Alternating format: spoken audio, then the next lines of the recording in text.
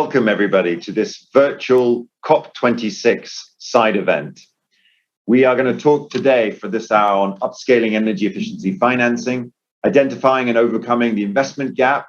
We have speakers in the Brussels studio joining us. We have speakers at COP26, including myself, and we have members of the EFIG group joining us online. I will introduce the speakers as by the agenda as we go. And for those of you joining us online and around Europe, please note you should see a red button below your screen. That button is a button to press to access the Slido questions. So we will have time for the panel to answer questions. Please write them at any time. We will be having a moderator ensuring that all of your questions are logged, and we will look for those that we can't deal with in this session to follow them up on email. So make sure the questions keep coming. So my name is Peter Sweetman. I am the rapporteur to the EFIG group, the Energy Efficiency Financial Institutions group that's been working since before the Paris COP on ways to improve and increase energy efficient investment and finance flows in buildings, SMEs and industry in Europe for all those years. I'm delighted to say that today on this session, we will be launching two brand new pieces of work, which emerged from 2 years worth of our working groups. And we'll be hearing from members of those working groups to discuss the value and the repercussions of that work, and to share with you some of their own experiences in having contributed to it. And then towards the end, we will hear members of DG Ener's team at the Commission talk about the role of the EFIG going forwards and some of the things that we hope that you may join us with in this journey as we continue from this point. So without further ado, I'm going to ask and hand the floor to our keynote speaker, who is Eero Alio, who is advisor on the energy transition to DG Ener. So Eero, please, the floor is yours. Thank you, Peter. Good morning and afternoon, all of the speakers. Électricité a monté comme malade. So electricity price has gone up through the roof. That's what I just heard at the corner bar when I was having lunch a few minutes ago, a late lunch. And so we had a great chat with the restaurant owner and one of the people sitting there about high energy prices. And then I ended up giving a lecture about how to increase energy efficiency and do all the rest. So I think there's a little example of what the COVID pandemic has given us. It sort of shaken our way of thinking, of living, and working and communicating in not so positive ways always. The thing is just that, of course, we should, like somebody said, never waste a good crisis. So this is a great opportunity as well to accelerate the energy transition, accelerate the way towards a climate neutral economy, and get some real improvements in the everyday life of our citizens. And you certainly had heard that the European Green Deal, when that was launched, that was a very big step forward. And then there were a lot of comments in media and elsewhere what happens to it after the COVID pandemic hit. Is it going to survive, or is it going to be derailed to old, money going to old economy like back in 2008 and 9? Well, actually it did survive, and big time, flying colors, but there was a clear difference in the social aspect of the Green Deal has grown in importance to make sure the inclusiveness of things and that. And the Fit for 55 package, it's a name for a package of 12 legislative proposals that the Commission published in July. So this shows that, okay, we are sticking to the route towards climate neutrality. And then you might ask, like, why did we do this package? It's not that long ago we were making laws on this. Well, clear answer or simple answer is that we want to align the existing legislation towards the new target of climate neutrality, and particularly the interim target of 55% greenhouse gas cuts by 2030. So we need to adjust them to get to the right way and also avoid the famous procrastination. So if you don't have interim targets, you will never get there. I mean, that tends to be human nature. So to meet this objective, so indeed, we set out gave out the package. And one big important thing, these changes to the laws have to be done in a cost-effective way. And what else is more cost-effective than energy efficiency? That's kind of like, frankly, comes to my mind. Not many things. So no wonder that Energy Efficiency Directive was one of the key items on the top of the package. And what it says in terms of target is that we are sort of ramping up the targets from the around 32 to 36 or 39%, depending on if you're talking about final or primary energy consumption. That's the numbers for 2030. And the other big step, that this is going to be binding now at EU level, so not just indicative. All right. Then, how do we bridge this investment gap for energy efficiency? That's the topic of today anyway. EU has agreed to inject quite a bit of funding, public funding, into the economy after the pandemic. And these funds are public funds, and they give a great opportunity actually for ramping up the green and digital transition, again in a cost-effective and also particularly sustainable way.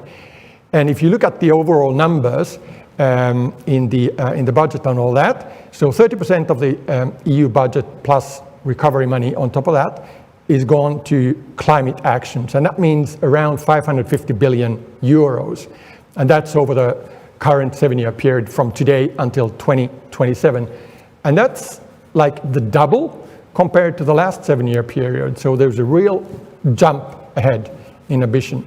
And in this framework, what the member states should do is they should prioritize energy efficiency investment, because they bring a lot of economic benefits, socioeconomic benefits, towards that famous twin transition of green and clean, or green and just.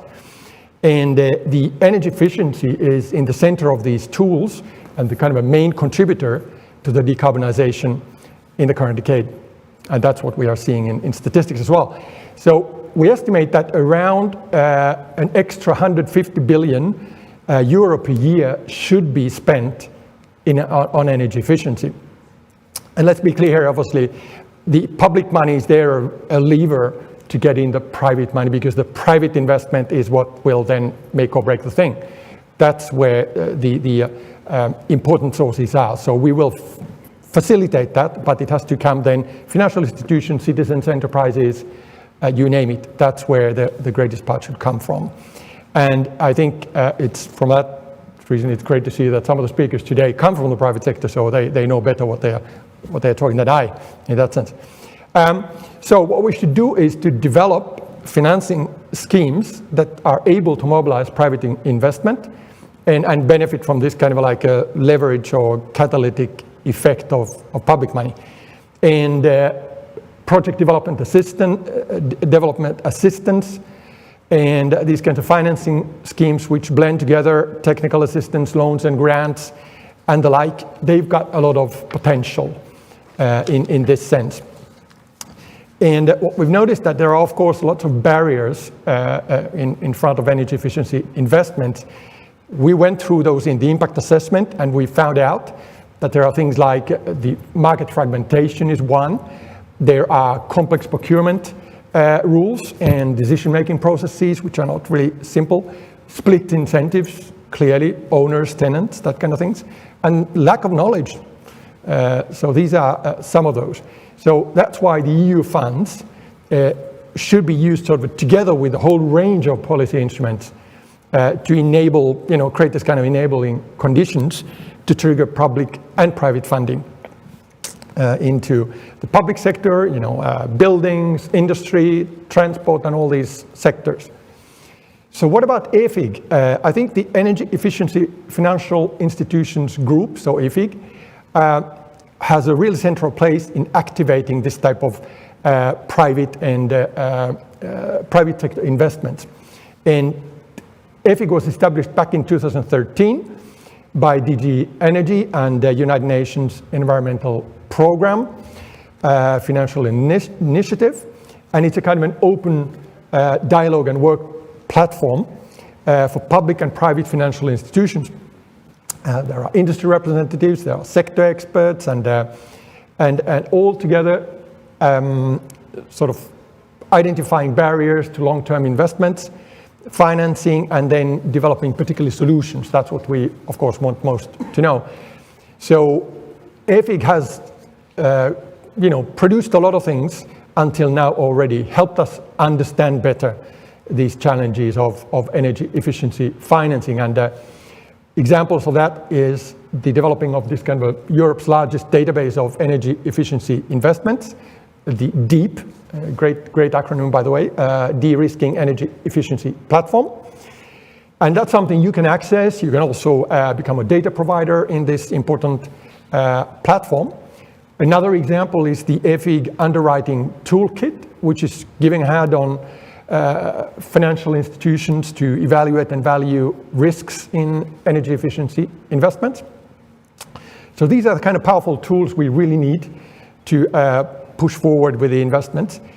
And I would say that we're counting on EFIG also to come up with additional evidence on energy efficiency being safe and profitable sector to invest in. And we have dedicated working groups which have assessed if energy efficiency improvements could result in lower probability of default of associated loans and increase the value of underlying assets. And there's also a working group who's been working on the need to understand whether well-identified strategic levers to deploy investments have actually been activated to their full potential. Are we really using them the way we could? And for this reason, there's been indeed a working group which has been looking into these kinds of evolution of these financial practices in Europe since 2015. So in this session, we have speakers from these two working groups, and they will be presenting the results of their work, and this is going to be then afterwards published. So we will have a panel discussion between truly qualified experts, and we will be, after that, pleased to answer also questions from the public to these topics. And let me here, thank wholeheartedly EFIG as a whole for their determination and dedication towards scaling up energy efficiency.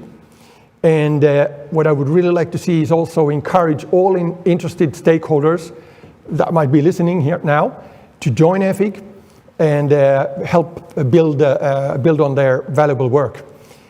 So lastly, let me say a word about the Cool Up initiative. That there's an enormous potential for energy efficiency and renewable energy in the heating and cooling sector.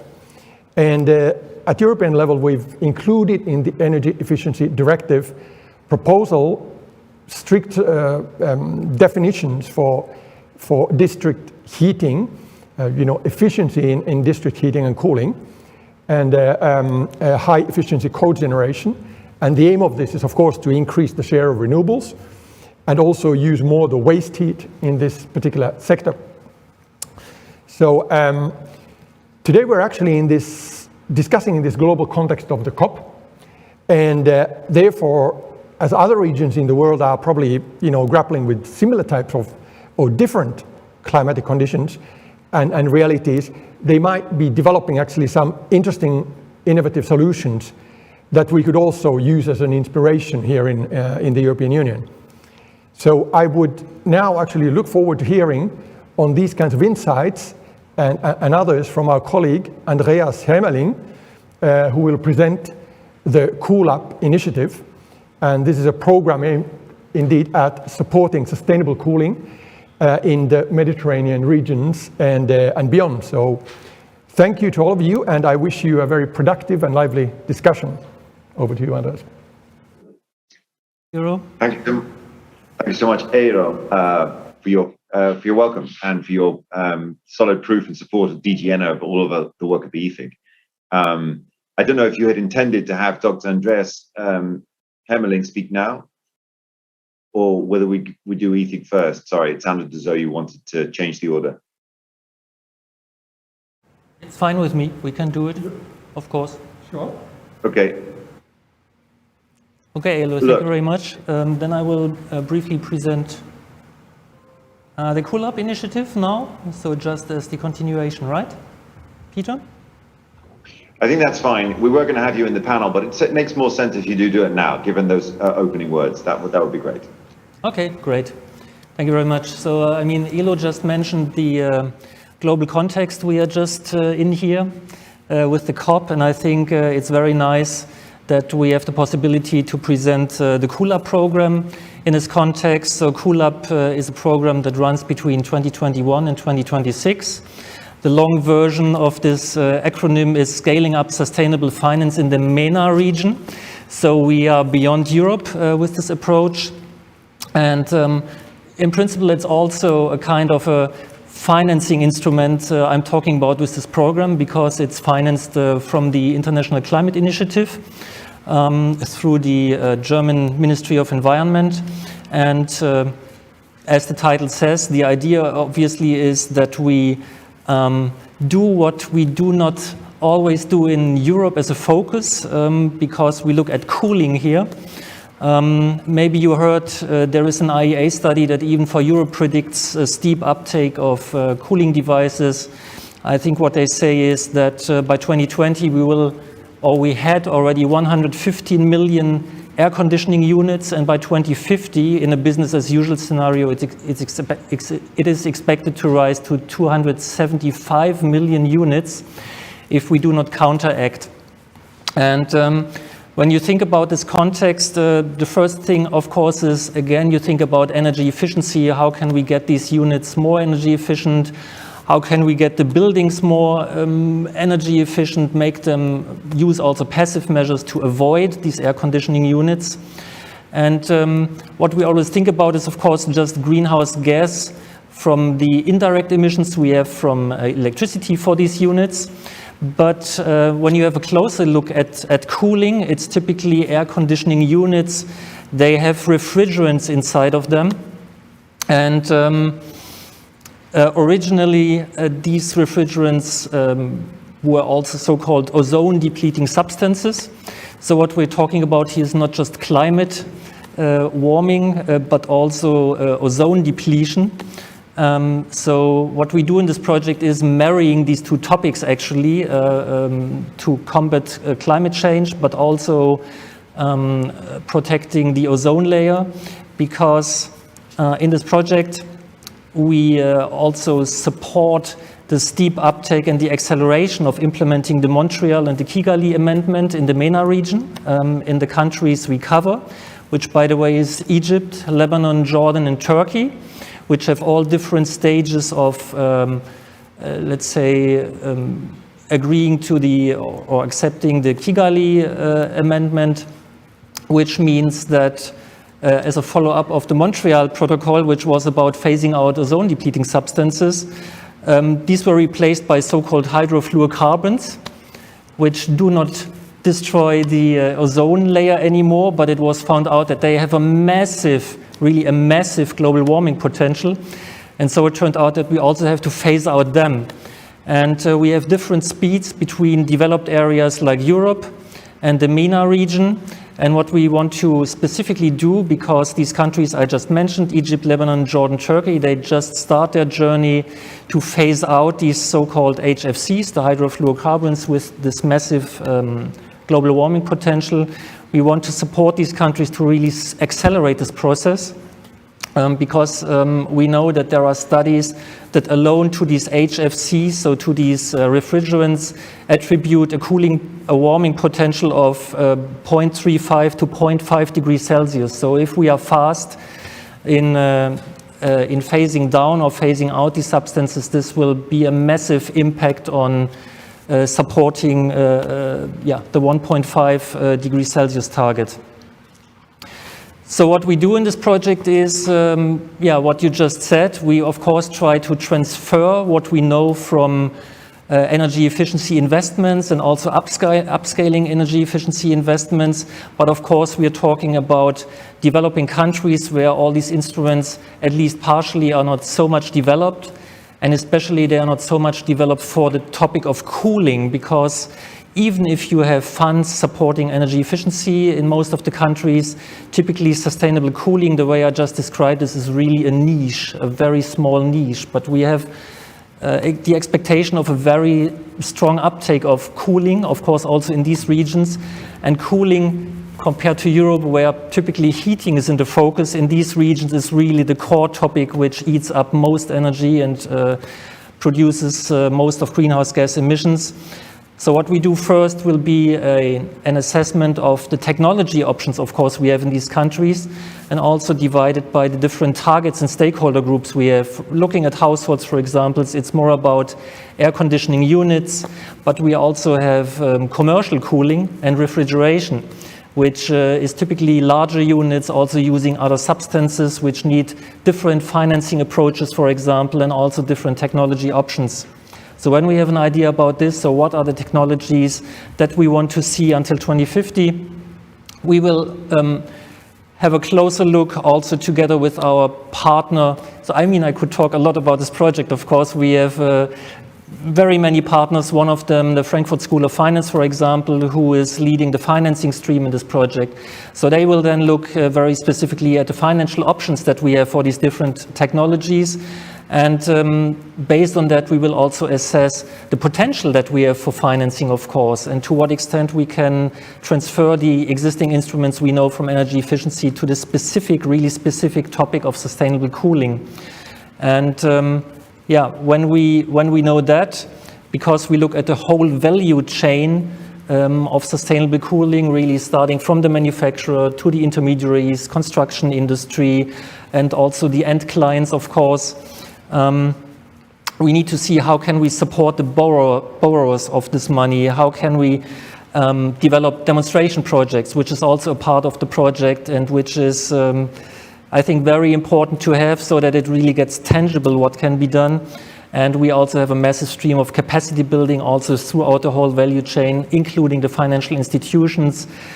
Getting back to the deep database, of course, which then also will help de-risking this kind of investment. And our hope really is getting back to EFIG, once in a few years, we hope also to see some of the projects that will be inspired by the Cooler project in the deep database, because I think so far it's very much focused on Europe and several Eastern European countries, but the MENA region so far is not in this, and I think that would be a very great opportunity also for collaboration and also in this COP context to expand, so to say, the outreach of the EFIG activities. So maybe so far about the Cooler program.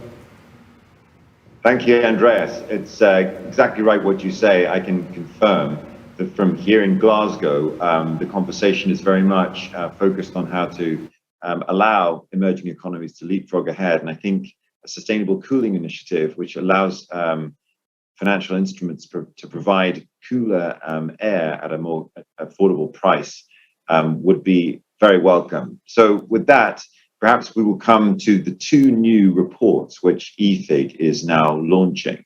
And it gives me an enormous pleasure to introduce Juan Alario. Juan has been a good friend of EFIG since he worked at the EIB, and he now works at GMT Finance. He has been a chapter lead for the conclusions of the new EFIG report, which updates our work done in 2015. So Juan, please, the floor is yours. Thank you, Peter. I prepared a PowerPoint, and I understand the organizers will show this PowerPoint. Is it possible? I can see it. Okay, I cannot, but yeah. No, where's here? Yeah. Okay. So I don't know if the others, the attendees can see it as well, but we can see you and it. So I think we're good. You can see me, and I opened the PowerPoint myself because I cannot see it so small. So in the first slide, if someone can switch. Can you see the next slide? Yep. Okay.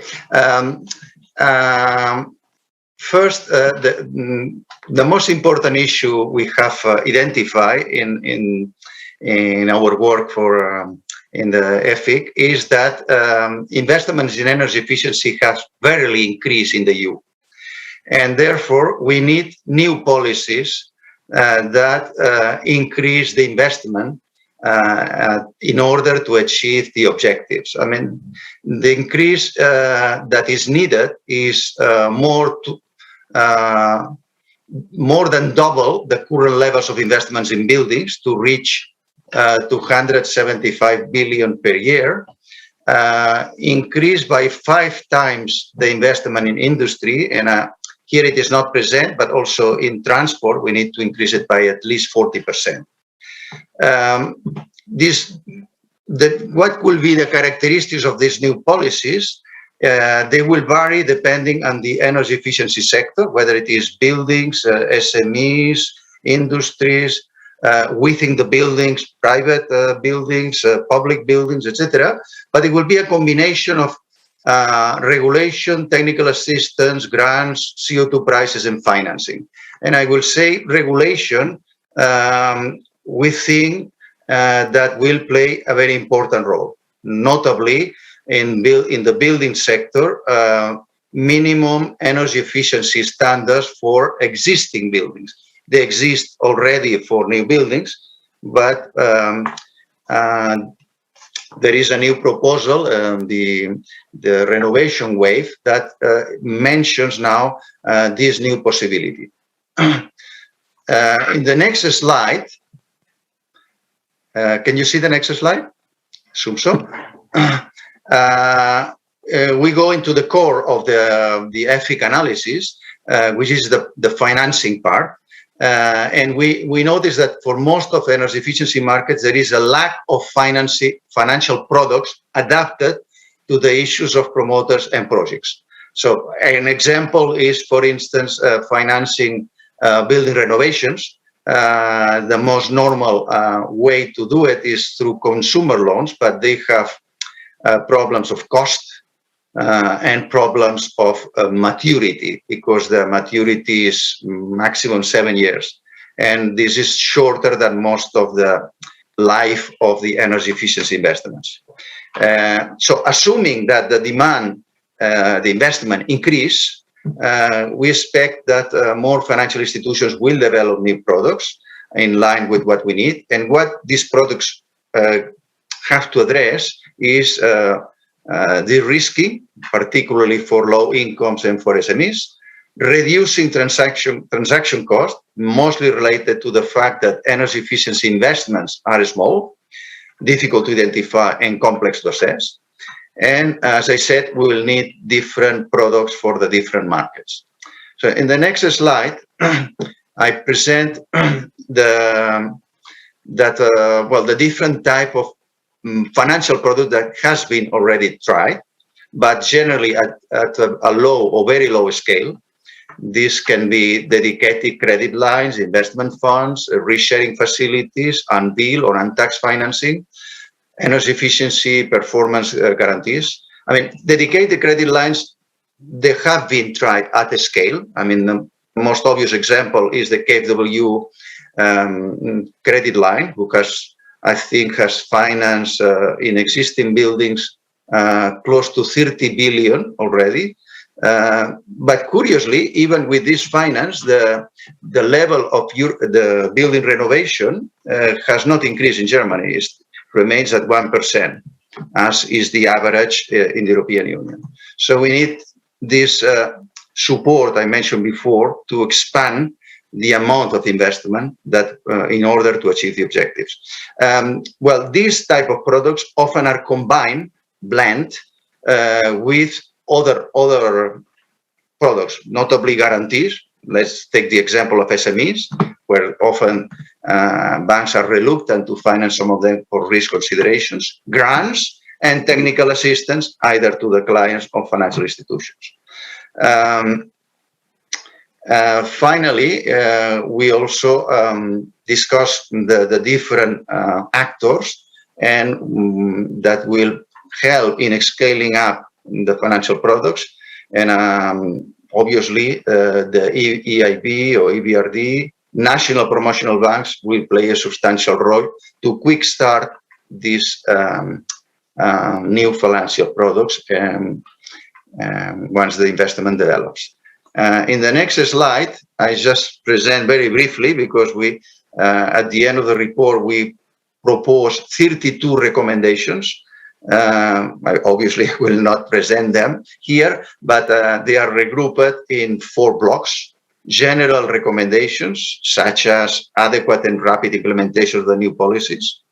4 buildings, a group of recommendations for buildings.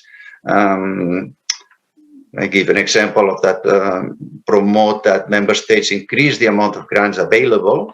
For industry, mandatory energy management systems, or for finance, promote the development of the risking tools. Is an example out of the 32.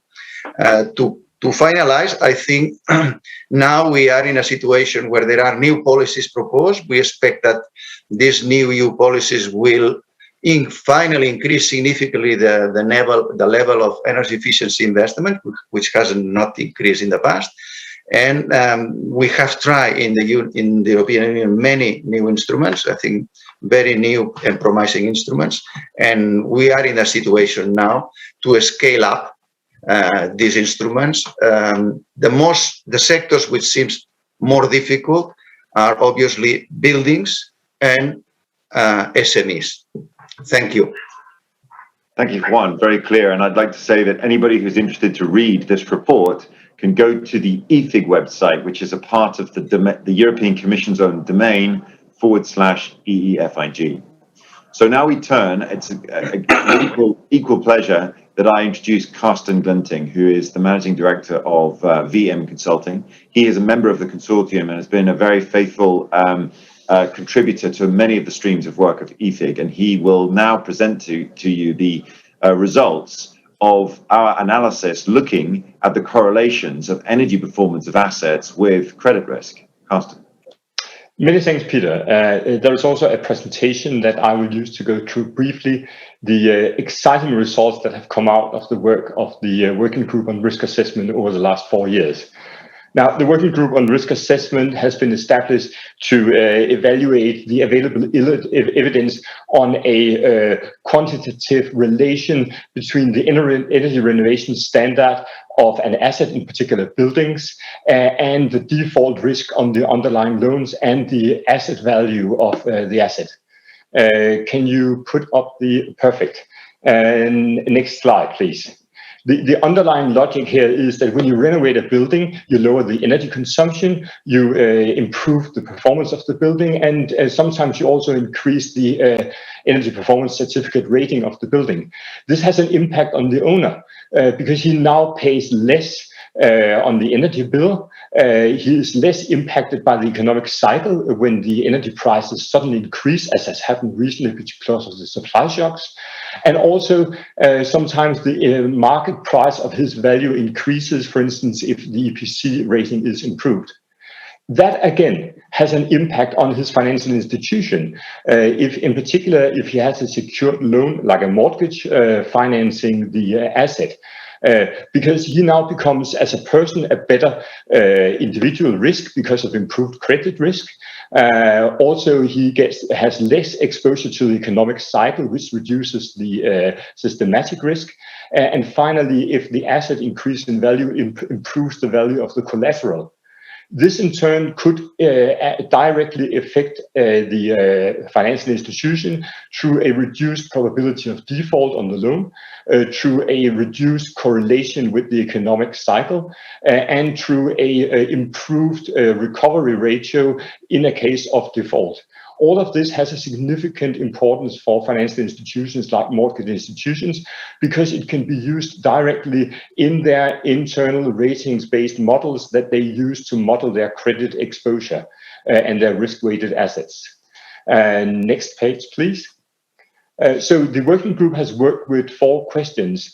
Can we document that there is a correlation between the energy performance and the credit risk and the asset value? Is that independent of various other observable factors like the owner's income, employment, business status, etc.? Does it vary between member states? And finally, is it possible to show that there is a causal link and that is just not coincidental? Next page, please. The working group has consisted of around 65 members from different organizations, such as asset managers, banks, mortgage institutions, central banks, regulators of the bank sector, statisticians, and representatives of the European Commission. They have reviewed the available research in the area, around 120 different research papers. They have met 8 times to discuss the issue at hand. They have launched national and methodology hubs to discuss specific issues, and they have produced, which we are excited to launch in the new report, statistical research covering more than 800,000 mortgages across 4 European countries. Next page, please. The results comes in 2 groups. The first, which is the central new research results coming out of this work, is that we are able to show statistical relevant correlation between energy performance of building collateral and the credit performance on the underlying loans. This is based on a large sample of mortgages across several European countries. And the statistical research shows that customers that hold high energy efficient properties are less likely to default or come into arrears than customers that hold low energy efficient properties.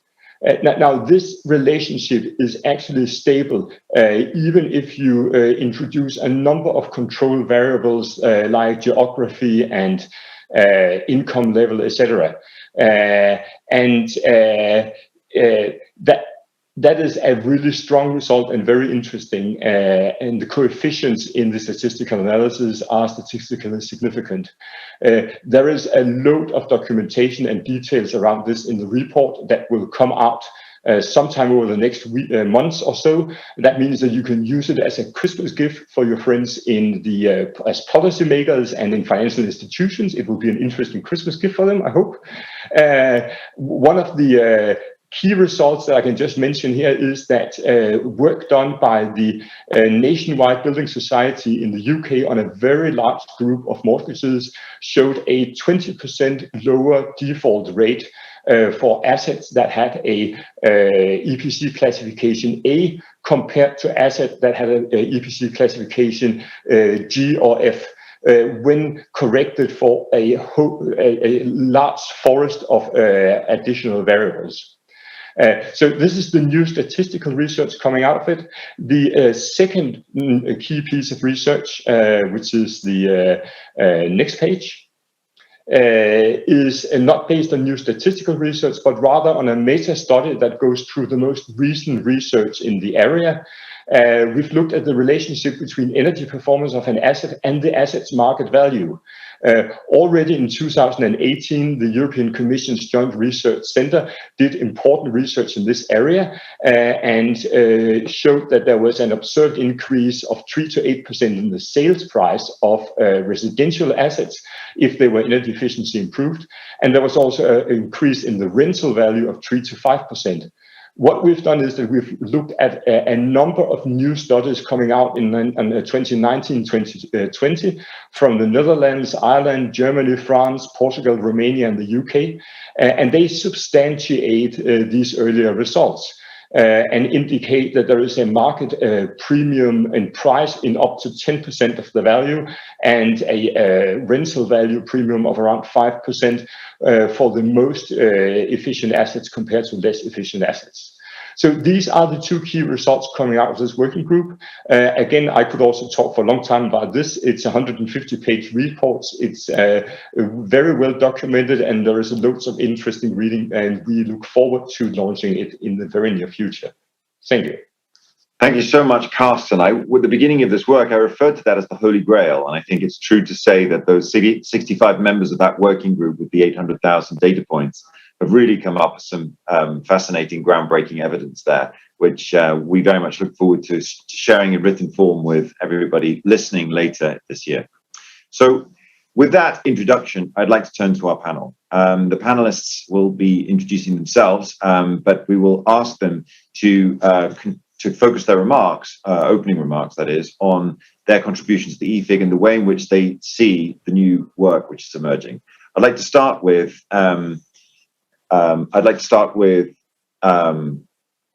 Axel Ehrmann, who is the Chief Risk Officer from Allianz. Allianz has been a strong partner of the EFIG since its launch, and indeed Allianz has contributed to the work which you've just heard Carsten present. So Axel, the floor is yours. Thank you very much, and a warm thank you to the key speakers.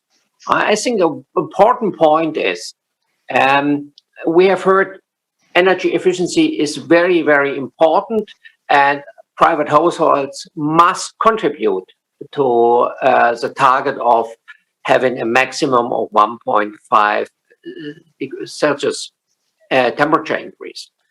And as it's important that people get a loan in order to invest in carbon reducing emissions or in energy efficiency, the main question for us as a credit risk lender is what happens on the long run if you have a portfolio of mortgage business. And as we have heard from Carsten, the value of the portfolio, the credit risk of the portfolio is even decreasing a little bit, although the invested amount is increasing as the first one. What does this mean for the future? Now, in the future, we must be aware that the market price of a portfolio means the net asset valuation of the portfolio, not the market price of the building, will depend on the energy efficiency of the financed buildings. That means if you, as a lender, has a portfolio which is consistent of a lot of old buildings without any energy efficiency, it will be hard to sell this portfolio. Who else from other lenders should buy such a portfolio? And this means that the market value of this portfolio shown at the balance sheet will decrease. And therefore, I think it was really a great work of these two groups since COP25 that they showed, yes, if you as a lender follow the need to invest or to help customers to invest in more energy efficiency, you have on the other side the advantage that the net asset value of a portfolio is increasing. It's not only a question that you say as a private person, yes, I am influenced by the fact that the temperature is increasing too fast and it's getting too hot or whatever. You also have, as a lender, as a company, an advantage from these investments as a hidden reserve of your portfolio is rather increasing. And that was a very, very important result of this working group. And I must say thank you to these results. Peter, back to you. Thank you very much, Axel. And it's a real pleasure to have included Allianz's own German mortgage lending portfolio in the 800,000 data points, which were given access to the statistical teams from the EFIG group. So thank you again for that. So now turning to our public bank, the European Investment Bank, of course, is our climate bank and is the largest funder of energy efficiency in Europe, if I recall correctly, Isidoro. Please talk to us about how you see the emergence of the latest EFIG work and how the EIB can perhaps react to them. Thank you, Peter. And on behalf of the EIB, thank you very much for the invitation to participate today. We have been participating regularly on the EFIG meetings since its constitution in 2013. The findings of the first EFIG report inform our activities and provided guidance to the update of our energy lending policy. we have contributed to the EFIC discussions, but I would say we have benefited from the EFIC discussions in the same extent. It is often said that the energy policy has 3 goals: security of supply, competitiveness, sustainability. And it is often said that there is a trade-off among these objectives. It's not possible to achieve all of them at the same time, except for energy efficiency. It's the energy source, the cheapest, the safest, the most sustainable way to consume energy. So the big questions always around energy efficiency is why it is not happening at a larger scale. I mean, what is the reason? And there are some successful stories, I would say, or positive stories. And at the IB, I can say that we have experienced one of them. Our overall lending to energy efficiency has experienced a big increase from 1.1 billion in 2012 to 5.8 billion in 2020. Energy efficiency was a relatively small part of the overall energy lending, around 10% 10 years ago, and is now the largest energy subsector, with more than 50% of the bank's energy lending in 2020. Of course, this is not the work of a single person, of a single policy initiative. It is a sustained effort throughout these years. We have revised 2 times in this period our energy lending policy, with the ultimate goal of putting energy efficiency first at the forefront of our lending activity.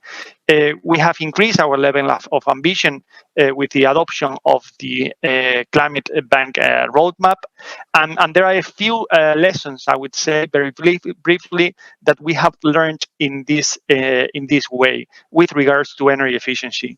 Let me share very briefly. I mean, first of all, there is no silver bullet. There is no size that fits all in energy efficiency. We call energy efficiency to things that are very different. Industries very different to buildings. Buildings are very different to public lighting. We need to keep the flexibility to offer solutions to our different counterparts and our different to the different energy efficiency subsectors. The second challenge, I would say, and it's the biggest one probably, is fragmentation. So even the simplest energy efficiency investment consists in a large number of sub-projects.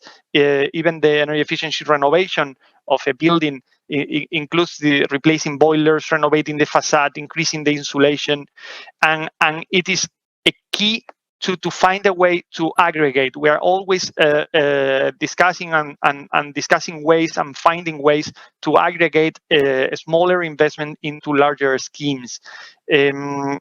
With regards to buildings, we're developing EIBR, a combination of our support, not only our financing support, but our technical assistance support. We're exploring new forms of financing, such as mortgage-based lending that Karsten presented today.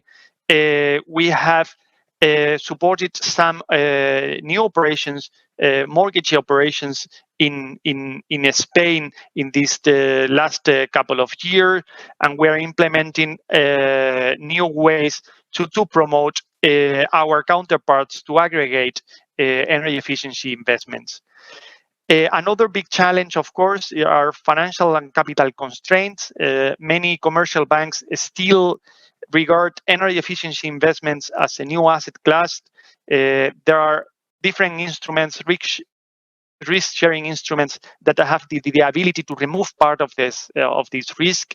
But in order to achieve this, transparency is also key to build up the confidence, to increase the support to these new asset classes. And with these objectives, we're participating in EFIC, and EFIC is doing a great effort in this regard. And also, of course, we have participated in the taxonomy discussions in order to increase the transparency in this sector. Another challenge for energy efficiency investment, it's horizontal role. So energy efficiency, when we say energy efficiency first, is not only in one single sector, but in many different sectors. We are working all the time with our colleagues in the social housing sector, in SME lending, or in transport lending. And we need to work hand in hand with them in order to increase the energy efficiency volumes. Technical complexity is still a big challenge for energy efficiency investments. Most investments require expert support to be successfully implemented. And for this purpose, we are promoting the blending of our financing with the provision of technical assistance, such as the PF4 instrument or ELENA, a joint initiative by the EIB and the European Commission that provides grants for technical assistance focused on the implementation of energy efficiency projects. And finally, last but not least, it is also important to point out to the barriers. Explicit incentives between landlords and tenants have been already mentioned today. I would say that if you look at the numbers of the aggregate numbers of the consumption in the industry sector, and you compare it to the building sector, and you see how over the last 20 years, consumption in the industry sector, energy consumption in the industry sector have been reduced, whereas the consumption in the building sector has been stable. This is not a coincidence. The CO2 prices are internalized by the industry sector and not by the building sector. So it is important to keep in mind that there are still many incentives in the regulatory incentives that need to be aligned in order to promote energy efficiency activities. I mean, this is very briefly part of our experience of the last few years. We have tried to share this experience in the EFIC discussions and to contribute to the new reports. There are several recommendations that we are trying to incorporate into our lending activities, and of course, we are looking forward to keep increasing our support to energy efficiency investments over the coming years. Thank you. Thank you so much, Isidoro. And actually, really perfectly segging into comments from Hadrian Michel. Hadrian is, in fact, in the energy efficiency unit of DG ENA, but he joined that unit from DG Klima, who very kindly are hosting this COP event. And he, at that time, ran, on behalf of the Commission, the PF4EE instrument, and so has a detailed understanding of exactly the kinds of relationships which the EIB and its on-lending banks have. But given that background, Hadrian, perhaps I can invite you to talk to your perspectives of EFIG and potentially looking a little bit forwards. Well, indeed, the EFIG consortium and expert group is of utmost importance to DG ENA, to the Commission as such. And this is the reason why we have set it up back in 2013. And why is it important? Because it's a kind of free platform where experts in the field from the financial institutions world, but beyond as well, can autonomously and extensively work on the topics of common interest. And to date, more than 300 members have been involved in the production of EFIG reports and recommendations. So that's far from being significant. And why is that important? It's because in this area, you can rely on experts who know where to get the relevant data. You have experts who know which academic material they can build upon, and they understand the market tendencies too. So all in all, when they get to the Commission with recommendations, they have a clear understanding and to the point recommendations that we can use then. So the key words there are extensively, autonomously, and freely. So I really want to highlight those points. In the numerous reports that have been produced in recent years, you have heard a few of the most up-to-date recommendations from the last reports. And I would not name them again, and I would not jump on the reiteration of the report's findings, but I would like to make a bold but relatively understandable statement. What I take from these reports is that we have never been so close to a massive deployment of energy efficiency investments in Europe, at least. That's very important. And why is that? First of all, because now we are having a growing set of evidence that energy efficiency investments are both profitable and secure. Well, not only because of the energy bills savings that are subsequent to the works, not only because it also reduces the exposure of your asset to fluctuating energy prices, and this has been the case in recent days and weeks. So you might see the relevance of this topic, but also because, as was found out and presented by Carsten, it is likely that a well-renovated asset will be more bankable than a non-renovated one. And I think that's a major finding. Not to say also that the loan that is attached to this asset is less prone to the probability of default.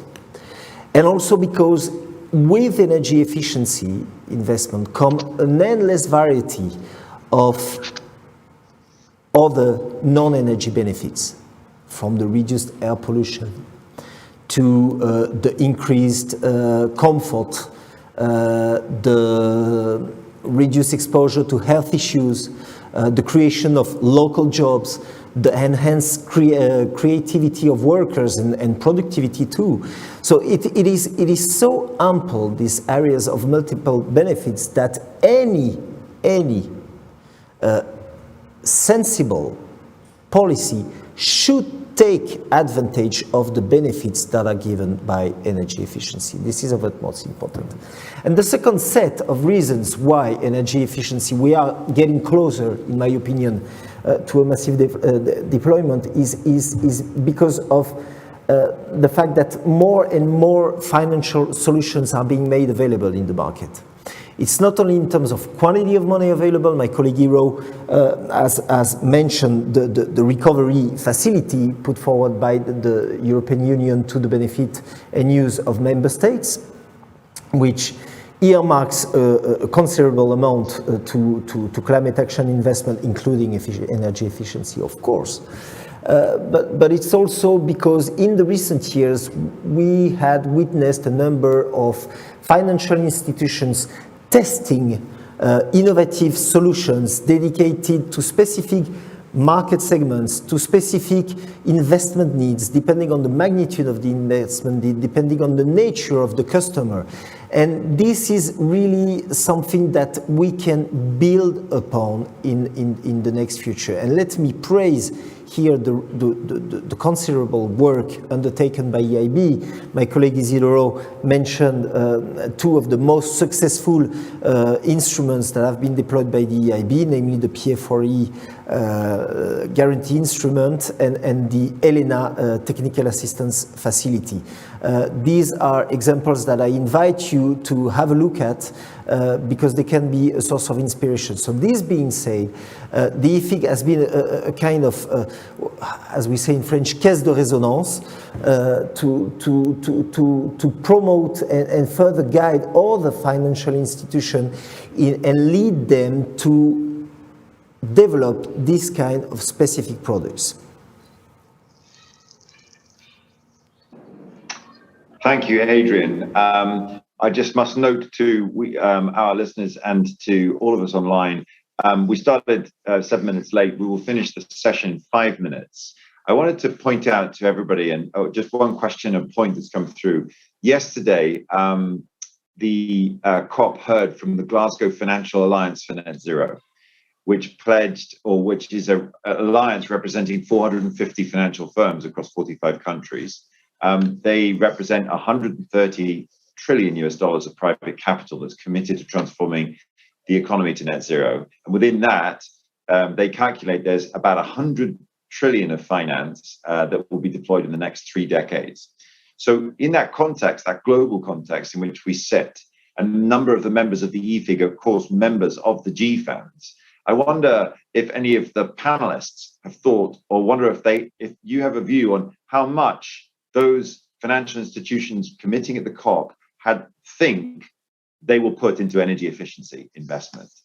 Because that to me is the critical question that we would have at EFIG, which is, it's all very well to think renewables, energy transition, assets, electric charging infrastructures. So I don't know if anybody'd like to give some thoughts on that, but here at the COP, the biggest issue that faces us is how we convert those many trillions of commitments into pipeline deals on the ground. And I think energy efficiency is one of the areas that is considered a low-hanging fruit by this conference. But you all know, financial institutions, the experience of finding the pipeline. So I wonder if anyone from the panel would like to try and make the connection between high-level sort of commitments here in the context of decarbonizing our economy and the day-to-day activities that we need to be working to build up to that from the energy efficiency perspective. Okay, Juan? Yeah, please do, Juan. If I base my estimate on the investment needs at the European Union level, if that may, more or less 20% is for the energy sector and 80% is energy consuming sector. That means buildings, industry, and transport. Okay, transport being most of the cost. So I will say that most likely the percentage is certainly over 50%. Axel, did you have a thought on that? Excuse me? Did you have some thoughts on that? I saw you had unmuted. Yeah. Sure.